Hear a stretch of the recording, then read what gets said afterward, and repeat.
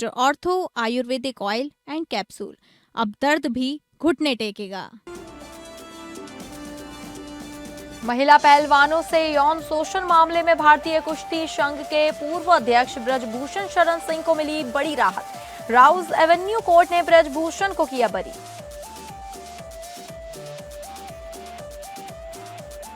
UP monsoon सत्र से पहले सर्वदलीय बैठक में बोले सीएम योगी, हंगामा नहीं संवाद करें। सत्र से पहले सपा ने विधानसभा के बाहर किया प्रदर्शन। देश भर में पहले सावन की धूम, श्रद्धालुओं ने चढ़ाया जल। देवघर धाम में भक्ति का सैलाब। वाराणसी में भी चढ़ाया गया जल। सुरक्षा के सख्त प्रबंध।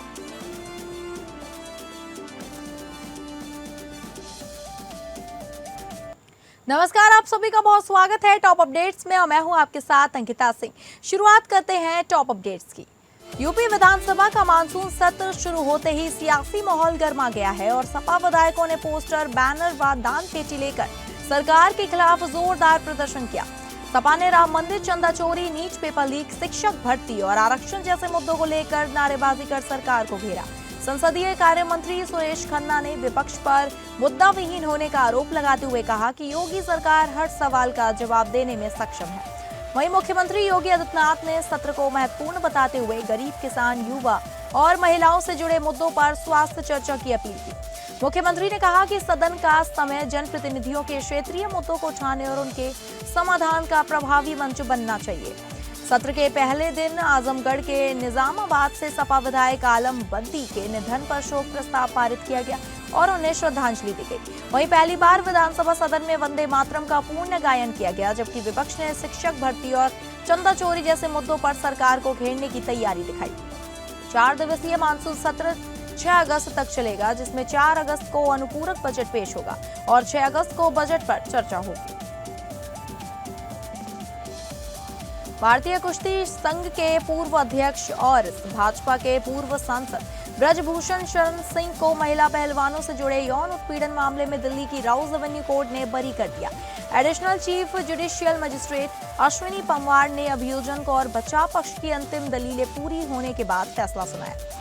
दिल्ली पुलिस की चार्जशीट में ब्रजभूषण शरण सिंह पर आईपीसी की धारा 354, 354A, 354D और 506 के तहत आरोप लगाए गए थे। इन धाराओं में महिला की लज्जा भंग करने, यौन उत्पीड़न, पीछा करने और आपराधिक धमकी जैसे आरोप शामिल थे। मामले में 6 महिला पहलवानों ने शिकायतों के आधार पर मुकदमा चला और लंबे ट्रायल के दौरान गवाहों के बयान दर्ज किए गए। अदालत ने दोनों पक्षों की दलीलें सुनने के बाद फैसला सुरक्षित रखा। वहीं नाबालिग पहलवान से जुड़े पॉस्को मामले में दिल्ली पुलिस पहले ही क्लोजर रिपोर्ट दाखिल कर चुकी है।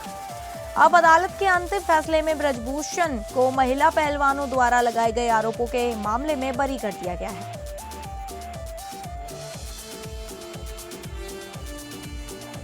सावन के पहले सोमवार को काशी में भारी भीड़ की आशंका के चलते पुलिस आयुक्त मोहित अग्रवाल खुद सड़कों पर उतरे और गिरजाघर से गोदोलिया, श्री काशी विश्वनाथ मंदिर कॉरिडोर और गंगा घाटों तक पैदल भ्रमण कर सुरक्षा व यातायात व्यवस्था का जायजा लिया। उन्होंने अधिकारियों और पुलिसकर्मियों को श्रद्धालुओं की सुरक्षा, सुविधा और सुगम दर्शन को सर्वोच्च प्राथमिकता देने के निर्देश दिए। ड्यूटी पर तैनात पुलिसकर्मियों से श्रद्धालुओं के साथ वित्रमत और सम्मानजनक व्यवहार करने और जरूरत पड़ने पर तत्काल मदद उपलब्ध कराने को कहा गया। कांवड़ यात्रा को देखते हुए प्रयागराज वाराणसी मार्ग पर विशेष डेडिकेटेड लाइन बनाई गई है, जहां पीआरवी, क्यूआरटी और पर्याप्त पुलिस बल की 24 घंटे तैनाती रहेगी। मंदिर परिसर और संवेदनशील स्थानों पर सीसीटीवी से निगरानी की जा रही है, जबकि सादे कपड़ों में पुलिसकर्मी भी संदिग्ध गतिविधियों पर नजर रखेंगे। काशी विश्वनाथ धाम के आसपास बैरिकेडिंग पर कतारबद्ध दर्शन की व्यवस्था की गई है और स्थानीय श्रद्धालुओं के लिए गेट 4B से अलग प्रवेश की सुविधा दी गई है। श्रद्धालुओं के लिए सहायता केंद्र, विश्राम स्थल, चिकित्सा सुविधा और खोया पाया केंद्र बनाए गए। साथ ही प्रमुख चौराहों पर जिगजैग बैरिकेडिंग की गई। पुलिस आयुक्त ने वरिष्ठ अधिकारियों को लगातार भ्रमण कर व्यवस्थाओं की समीक्षा करने और हर श्रद्धालु को सुरक्षित व शांतिपूर्ण दर्शन सुनिश्चित कराने के निर्देश दिए गए। पवित्र श्रावण मास के पहले सोमवार पर कानपुर के प्रसिद्ध श्री बाबा आनंदेश्वर धाम में आस्था का सैलाब उमड़ पड़ा है। देर रात से ही मंदिर परिसर और आसपास के रास्तों पर श्रद्धालुओं की लंबी कतारें लगी हुई हैं। देश के अलग अलग हिस्सों से पहुंचे शिव भक्त हर हर महादेव और बम बम भोले के जयघोष के साथ बाबा के जलाभिषेक और दर्शन कर रहे हैं। श्रद्धालुओं की भारी भीड़ को देखते हुए जिला प्रशासन, पुलिस और नगर निगम ने सुरक्षा और सुविधा के व्यापक इंतजाम किए हैं। मंदिर परिसर में बैरिकेडिंग, सीसीटीवी निगरानी, पर्याप्त पुलिस बल, मेडिकल सहायता, पेयजल और साफ सफाई की व्यवस्था की गई है।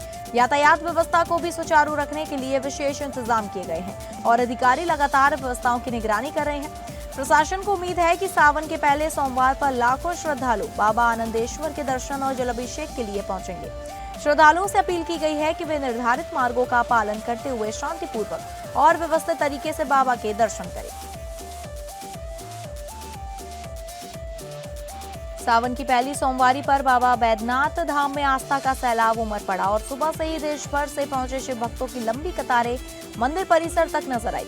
बम भोले के जयकारों से पूरा देवघर गूंज उठा और श्रद्धालु बाबा बैद्यनाथ के जलाभिषेक के लिए घंटों अपनी बारी का इंतजार करते रहे। शिवराम झा चौक से करीब 3 से 4 किलोमीटर तक श्रद्धालु की कतार लगी रही, जिसमें हजारों भक्त पूरी रात डटे रहे। जिला प्रशासन के अनुसार पहली सोमवारी पर करीब 2 से 2.5 लाख श्रद्धालुओं के जलाभिषेक करने की संभावना है। भीड़ को देखते हुए प्रशासन ने मंदिर परिसर से लेकर पूरे शहर तक सुरक्षा और भीड़ प्रबंधन के व्यापक इंतजाम किए हैं।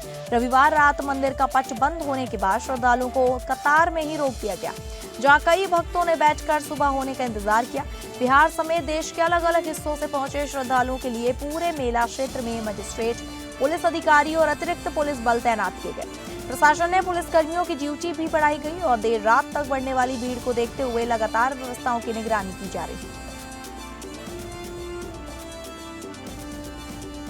मुख्यमंत्री विष्णुदेव साय ने रायपुर में प्रयास आवासीय विद्यालयों के नीट 2024 में सफल विद्यार्थियों से संवाद कर उनके उज्जवल भविष्य की शुभकामनाएं दी और इसे पूरे छत्तीसगढ़ के लिए गर्व का विषय बताया। उन्होंने विद्यार्थियों से कुशल डॉक्टर बनने के साथ संवेदनशील और मिलनसार चिकित्सक बनकर समाज व राष्ट्र की सेवा करने का आह्वान किया। मुख्यमंत्री ने बताया कि प्रदेश में 17 प्रयास आवासीय विद्यालय संचालित हैं और प्रतियोगी परीक्षाओं की तैयारी के लिए 34 नए नालंदा परिसर निर्माणाधीन हैं। उन्होंने कहा कि राज्य में मेडिकल शिक्षा को मजबूत करने के लिए 5 नए मेडिकल कॉलेज स्थापित किए जा रहे हैं, जिससे MBBS की 250 अतिरिक्त सीटें मिलेंगी। संवाद के दौरान शिक्षा, स्वास्थ्य, रोजगार, खेल, पर्यटन, नशा मुक्ति और सुशासन से जुड़े विद्यार्थियों के सवालों का भी मुख्यमंत्री ने विस्तार से जवाब दिया। उन्होंने कहा, नक्सलवाद समाप्त होने के बाद बस्तर और सरगुजा में पर्यटन, उद्योग और रोजगार की नई संभावनाएं विकसित हो रही हैं। मुख्यमंत्री ने युवाओं से नशे से दूर रहने, संस्कारों को अपनाने और अपने कर्तव्यों के प्रति ईमानदारी से आगे बढ़ने की अपील की और कहा कि तकनीक आधारित सुशासन, बेहतर शिक्षा और रोजगार के अवसरों के जरिए छत्तीसगढ़ को आने वाले समय में देश का अग्रणी राज्य बनने का लक्ष्य है। बदायूं के बरेली कासगंज रेलवे रूट पर मलगांव हाल्ट के पास कालकुआ कासगंज पैसेंजर ट्रेन के इंजन में अचानक धुआं उठने से अफरा तफरी मच गई। धुआं देखते ही लोको पायलट ने ट्रेन रोककर नजदीकी स्टेशन को सूचना दी, जिसके बाद यात्रियों में भी दहशत फैल गई। यात्री तत्काल ट्रेन से बाहर निकलकर सुरक्षित स्थान पर पहुंचकर रेलवे प्रशासन को घटना की जानकारी दी गई। सूचना मिलते ही रेलवे अधिकारी, GRP और RPF की टीम मौके पर पहुंची और स्थिति का जायजा लेते हुए सुरक्षा व्यवस्था संभाली। प्रारंभिक जांच में इंजन में तकनीकी खराबी के कारण धुआं उठने और आग लगने की बात सामने आई है। घटना के चलते बरेली कासगंज रेलवे ट्रैक पर कुछ समय के लिए यातायात प्रभावित रहा। रेलवे अधिकारियों ने दूसरा इंजन मंगवाकर ट्रेन को दोबारा रवाना किया, जिससे यात्रियों को राहत मिली। फिलहाल रेलवे ट्रैक पर यातायात सामान्य है और पूरे घटनाक्रम के बाद स्थिति पूरी तरह नियंत्रण में बताई जा रही है। सावन के पहले सोमवार पर मोटा महादेव मंदिर में कांवड़ यात्रियों और श्रद्धालुओं की भारी भीड़ उमड़ पड़ी है। हरिद्वार से जल लेकर पहुंचने वाले कांवड़िए अब सबसे पहले मोटा महादेव मंदिर में जलाभिषेक कर बाबा भोलेनाथ का आशीर्वाद लेते हैं। श्रद्धालुओं की भारी संख्या को देखते हुए मंदिर परिसर में सुरक्षा और सुविधाओं के पुख्ता इंतजाम किए गए हैं। मंदिर परिसर और आसपास के इलाकों में भारी पुलिस बल तैनात किया गया है, ताकि कांवड़ यात्रा शांतिपूर्ण तरीके से संपन्न हो सके। कांवड़ यात्रा प्रभारी और क्षेत्र अधिकारी नजीबाबाद राकेश कुमार ने ड्रोन कैमरे के जरिए मंदिर परिसर और यात्रा मार्गों की निगरानी की। थाना मंडावली, थाना नजीबाबाद क्षेत्र समेत आसपास के इलाकों में भी ड्रोन से लगातार निगरानी की जा रही है। वहीं शिव भक्तों ने ग्राम इनायतपुर स्थित शिव मंदिर में भी फूल बेलपत्र चढ़ाकर भगवान शिव का जलाभिषेक किया। प्रशासन ने श्रद्धालुओं से निर्धारित मार्गों का पालन करने और शांतिपूर्वक जलाभिषेक कर कांवड़ यात्रा को सफल बनाने की अपील की।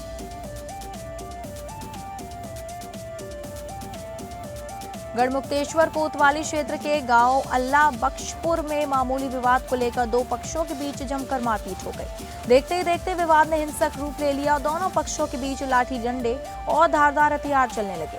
अचानक हुए खूनी संघर्ष से गांव में अफरा तफरी का माहौल बन गया और आसपास के लोगों में भी दहशत फैल गई। मारपीट की इस घटना में 4 लोग घायल हो गए हैं, जिन्हें उपचार के लिए अस्पताल भेजे जाने की जानकारी है।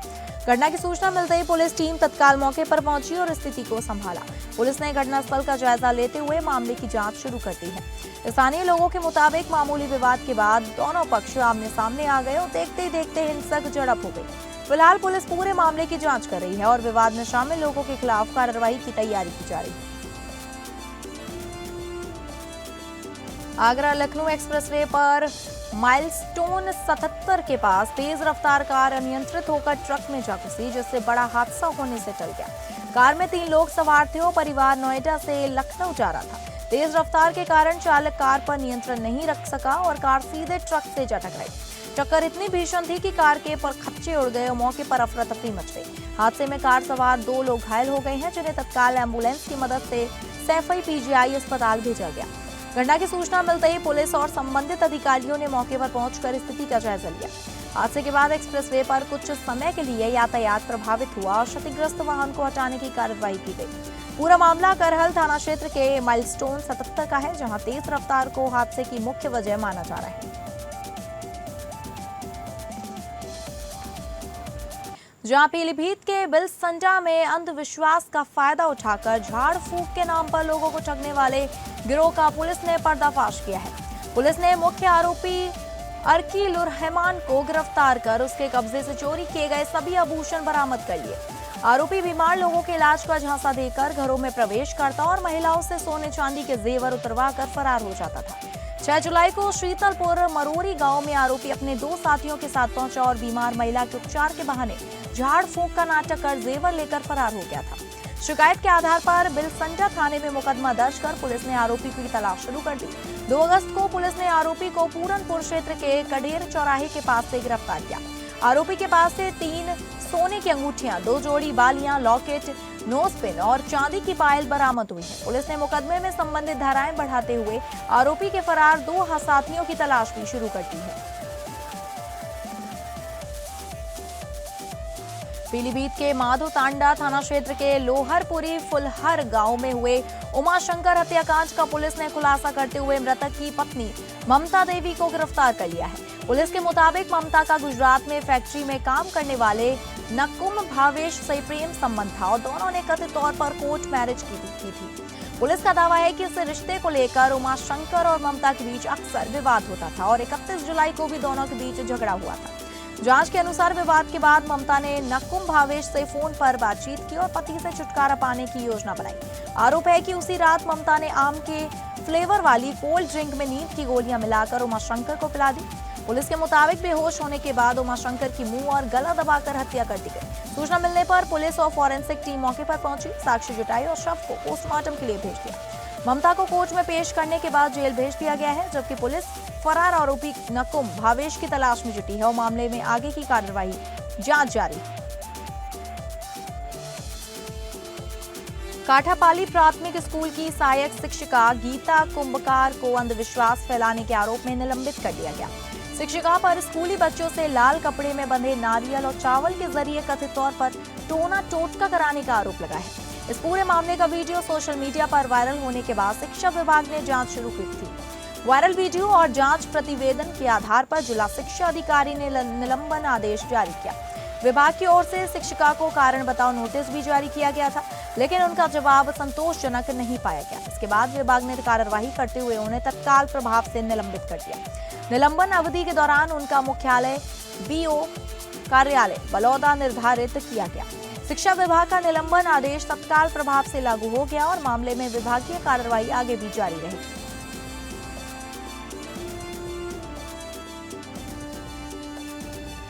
कवर्धा के भोरमदेव थाना क्षेत्र में कई दिनों से लापता 28 वर्षीय महिला चैती बाई बैगा का शत विशत शव जंगल में मिलने से सनसनी फैल गई। महिला 26 जुलाई की सुबह घर से बिना बताए निकली थी और वापस नहीं लौटी, जिसके बाद परिजनों ने पुलिस को गुमशुदगी दर्ज कराई। तलाश के दौरान घर से करीब 200 मीटर दूर जंगल में एक पेड़ पर महिला की साड़ी का सिरा बंधा मिला। मौके पर जांच करने पर पहुंची पुलिस को पेड़ के नीचे और आसपास मानव खोपड़ी, पसलियां और पैर की हड्डियां अलग अलग स्थानों पर बिखरी मिली। सूचना के बाद पुलिस के साथ स्थानीय वरिष्ठ अधिकारी और फॉरेंसिक टीम मौके पर पहुंची और वैज्ञानिक साक्ष्य जुटाए। प्रारंभिक जांच में आशंका है कि महिला की मौत के बाद जंगली जानवरों ने शव को खींचकर अलग अलग स्थानों पर पहुंचा दिया। परिजनों ने चूड़ियों और अन्य पहचान चिन्हों के आधार पर मानव अवशेषों की पहचान जताई है। चैती बाई के रूप में हुई है। पुलिस ने अवशेषों को पोस्टमार्टम के लिए जिला अस्पताल भेज दिया है। पोस्टमार्टम व फॉरेंसिक रिपोर्ट के आधार पर मौत के वास्तविक कारणों की जांच जारी है। श्रावस्ती में सावन के पहले सोमवार पर बाबा विभूतिनाथ धाम में आस्था का सैलाब उमड़ पड़ा। तड़के 4 बजे मंदिर के कपाट खुलते ही जलाभिषेक और दर्शन के लिए श्रद्धालुओं की लंबी कतारें लग गई। हजारों शिव भक्त हर हर महादेव और बम भोले के जयघोष के साथ बाबा के दर्शन के लिए पहुंचे। दिन भर मंदिर परिसर भक्तों के जयकारों से गूंजता रहा और श्रद्धालुओं ने भगवान शिव का विधि विधान से अभिषेक किया। भक्तों ने जल, दूध, बेलपत्र और धतूरा अर्पित कर बाबा विभूतिनाथ का पूजन किया। श्रद्धालुओं की भारी भीड़ को देखते हुए प्रशासन ने सुरक्षा के पुख्ता इंतजाम किए थे। वहीं मंदिर परिसर में बैरिकेडिंग के साथ पर्याप्त पुलिस बल तैनात रहा, जिससे दर्शन व्यवस्था शांतिपूर्ण ढंग से चलती रही। सावन के पहले सोमवार पर बाबा के दर्शन और जलाभिषेक को लेकर श्रद्धालुओं में खासा उत्साह देखने को मिला। श्रावस्ती में नवीन मॉडर्न थाना क्षेत्र के हवाई अड्डे के सामने सड़क हादसे में विशेष सुरक्षा बल के एक कर्मी की दर्दनाक मौत हो गई। बताया जा रहा है कि सुरक्षा कर्मी सड़क किनारे पैदल जा रहा था, तभी तेज रफ्तार बाइक सवार ने उसे जोरदार टक्कर मार दी। हादसे में सुरक्षा कर्मी गंभीर रूप से घायल हो गया और उसे इलाज के लिए CHC इकोना ले जाया गया। वहीं अस्पताल पहुंचने से पहले ही रास्ते में उसकी मौत हो गई, जिससे परिवार में कोहराम मच गया। घटना की सूचना मिलते ही पुलिस मौके पर पहुंची और शव को कब्जे में लेकर आवश्यक कार्रवाई शुरू कर दी। हादसे में बाइक सवार के भी घायल होने की जानकारी सामने आई है। पुलिस घायल बाइक सवार की तलाश में जुटी है और दुर्घटना के कारणों की जांच जारी है। पूरा मामला नवीन मॉडर्न थाना क्षेत्र में हवाई अड्डे के सामने का है, जहां हादसे के बाद इलाके में हड़कंप मच गया।